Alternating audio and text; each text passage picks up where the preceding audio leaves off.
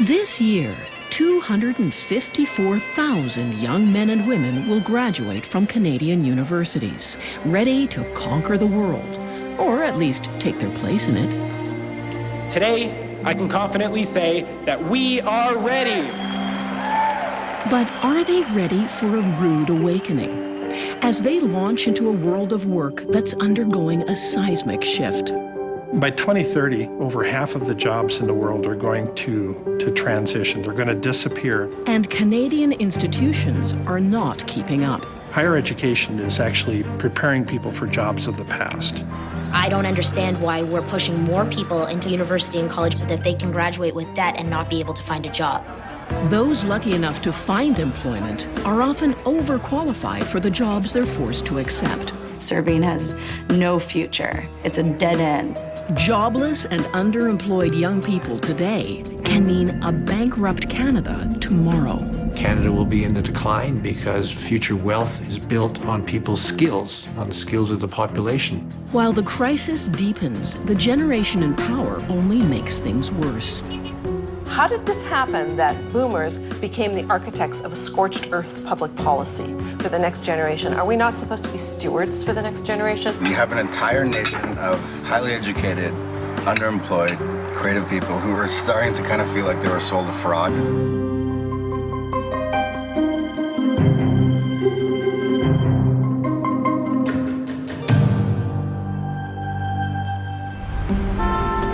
In Canada, the recession has eased for many, but not for young people. Youth unemployment is double the general population, just under 15%. Compared to 4 years ago, there are 250,000 fewer young people with jobs. Economist Francis Fong reports on economic and social issues for TD Bank. His recent report, The Plight of Younger Workers, paints a brutal picture. It's always the case that youth face the worst of it. They bear the brunt of it. And it's the simple fact that they are always the most vulnerable. They're the ones with the least experience, the least skills, so they're always the first ones to get let go. So what that means is we are sidelining a very large group of people on whom we're going to be very reliant in the next 20 years. So the question becomes, is the biggest economic and fiscal drag facing Canada's future the elderly, or the fact that we're not using the potential of these young people?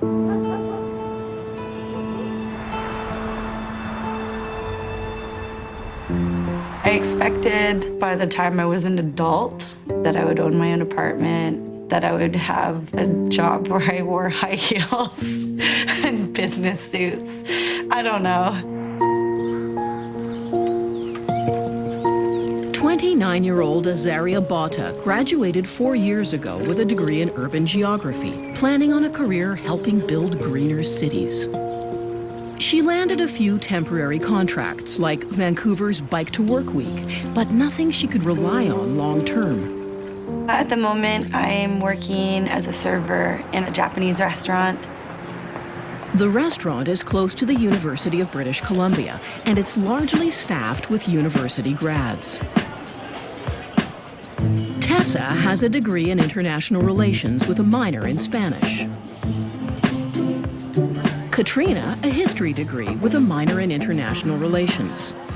Alexandra, a BA in modern European studies and history.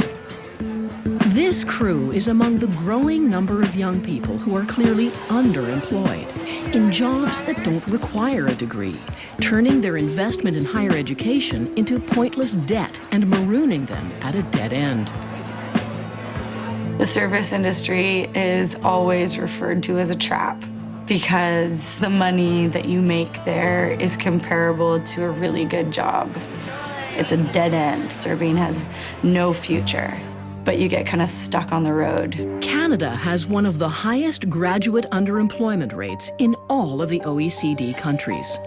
A Canadian Policy Research Network's report estimates that 1 in 3 college and university grads between the ages of 25 and 29 end up in low-skilled jobs.